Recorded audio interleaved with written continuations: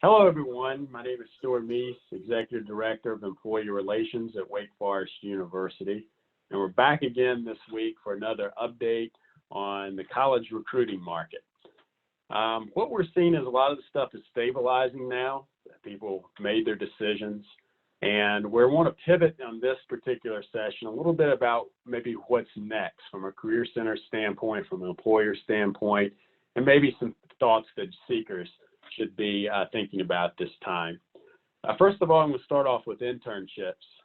It's been pretty much the same. About 45% of companies we're interacting with are going to continue their internships. Most of them are going to be virtual moving forward, and they're going to be in shorter durations.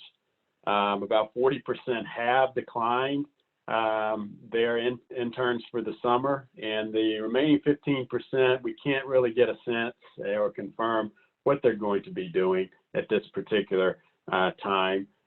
Some could be wait and see, others may be on the fence, some of them we just haven't been able to contact. We also see something that's happening with these shorter durations of interns is people are trying to upskill their interns. And we believe this is because they may want to use this time for their interns to upskill them in maybe areas in which higher ed has been training them in the classroom, and maybe a little gap that may exist between the classroom and what they're going to need when they start in 2021. Interesting development there. In terms of full-time opportunities, this one has been pretty much the same for the last 4 weeks. And what we're seeing there is about 76% of firms are moving forward with their full-time hires. Most of them are beginning to delay the start dates, trying to buy a little bit more time. There's about 12% that have done away or rescinded those offers. And then there's another 12% or so that remain on the fence, so we don't have information on at this particular time. I'm going to share my screen here with you. There's one site that I think could be very, very helpful for you moving forward in terms of the information on the labor market. This comes from a candor.co site. And here what they've done is they crowdsourced about 7,400 records of companies in which they are hiring. If they have opening positions, there's the website there to the right. It shows that there's layoffs. Really tremendous information that this site has been able to produce. And if you go down further within this website, it also has a really cool graph of tracking over 7,000 companies. The percent that are continuing to hire, this would be the green. The gold would be hiring freeze, and the red is layoff. So if you wanted to see it by industry as well, very, very nice look at what's happening with the market as a whole. The other thing that we're seeing as it relates to student engagement is during the spring break and when the pandemic was coming and some schools extended their spring break, we saw students really not be active whatsoever on our platform, Handshake, where we measure logins, applications, and the like. The next couple of weeks, it kind of stabilized. And then last week, it went up sharp. Now, this particular week, we think it's going to dip because on our campus, this is our final examinations. But we're anticipating that this go up very quickly once students finish their finals moving forward. So we'll share more about that in our next opportunity, in our next session. But if I go to my share screen here, I want to share a little bit about what we're able to pull from some of the great work our staff has been doing as it relates to data and moving that into Power BI. If you see in this chart here as I switch screens, this is information that our top-notch staffers, Mallory and Ashley, have pulled together, showing the efforts in which how applications change on a particular day, how postings change in a particular day, and then also how logins are changing the day. This is the great work our account managers have done. with Lori and Dana and Amy and Jason, and the number of opportunities that have been posted and how many applications during that particular time. What we found with job postings is that for 17 consecutive days, this kind of color here, kind of the wineish color, 17 consecutive days ending April 30th, there's been a decline in job postings during that time. This is similar to what you're seeing with Burning Glass, Chimera. They say anywhere between 20 and 25% fewer opportunities being posted on online. And another trend that we're seeing is more and more of these opportunities are not staying up very long. They're being more dead links that we're finding, and we've even had staffers that are trying to go in there and pull those for the employers and for our students, so people will not be as discouraged, and we get a better sense, a real sense of how many openings that are out there now. So that just gives you a little bit of an insight in terms of some of the data that we have in order to share with you all and when we're putting this report together. Now, industries continue, the ones that are still in demand: food and health, retail, supply chains. These are more into the non-traditional. You're not going to see as many of our students typically going to those fields, but there are a lot of opportunities there. The more of the traditional fields, still IT is hot, financial services, business software, consulting, and government. We're seeing pockets of that coming as well. Another thing I want to share with you, people say, well, who is hiring? Where do I find out about that, about who's hiring? And I would say probably the best source that I've been able to find is there's a journalist called Andrew Seaman, and he has created this ongoing site of a list of all of these companies that in media that have said that they're hiring. I mean, it goes on, as you can see from scrolling. This is a great opportunity that our account managers have gone to source. You, as a job seeker, may be looking to find some there that may have interest you. And if you just click on the link there, you'll see it and go to it. But there's a lot more here than you think that there would be. So again, trying to dispel this myth that there's absolutely nothing out there. In fact, there are more opportunities than you may think at this particular time.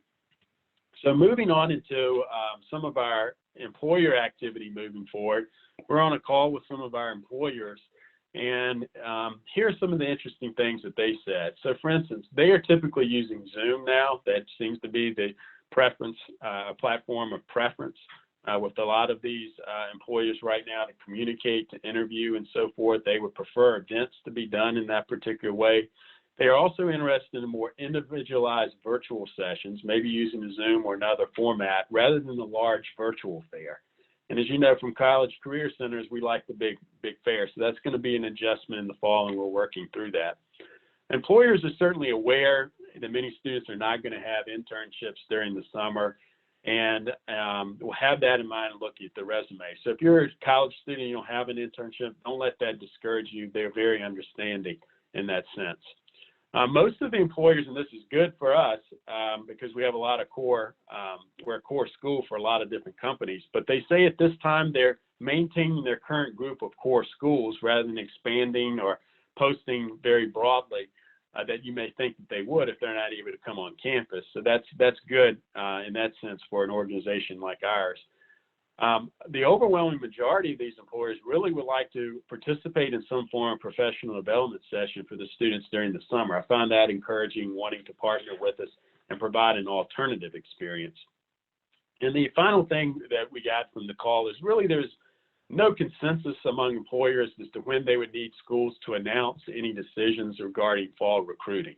So if you're a career center people, I know some of you are following this, these are some nuggets that you may want to take back to your staffs as well. Now, from the employers that are on the, that have been following us on this call, we got some really good information from a group in terms of what are career center activities you're going to do moving forward. One of the things is most right now are planning face-to-face fairs with a contingency plan in place to switch to virtual if necessary. But they've been told by their schools that they're planning for the fall as nothing has changed in the sense of scheduling purposes. but also all of them are very aware of the situation that they may have to go to a more virtual fair if necessary. Most centers have not shared their registration info with employers. Some definitely have, but many others are still trying to figure this out, just like we are at Wake Forest at this particular time. Most centers are still anticipating having a fee for virtual events.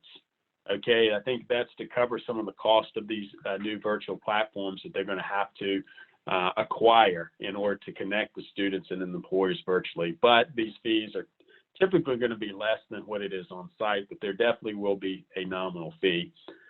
Most of the career centers, from what we've heard, have not conducted a virtual fair previously, so there is going to be a learning curve from what you're seeing. And most centers are really undecided on which virtual platform. They're kind of like us. We're evaluating and looking at everything that may be out there. So having said that, what can we suggest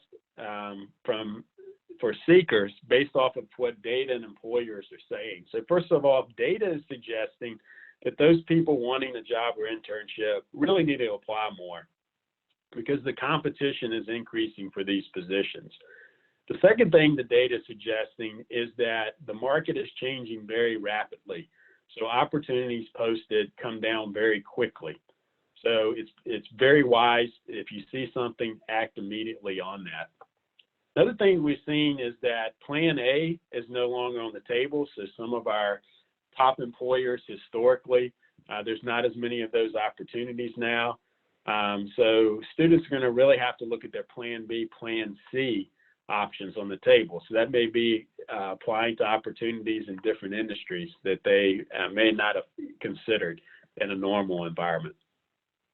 And from an employer perspective, what the data is suggesting there, and this is more qualitative data, is that students should get very creative when trying to fill this gap by learning a new skill, organizing some type of business venture, or taking on additional projects. They want to see the creativity and they want to see the adaptability.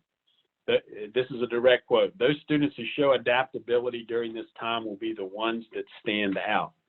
Employers said that you should practice telling your story around these experiences and how you adapted during this time. That is going to bode well for you during an interview.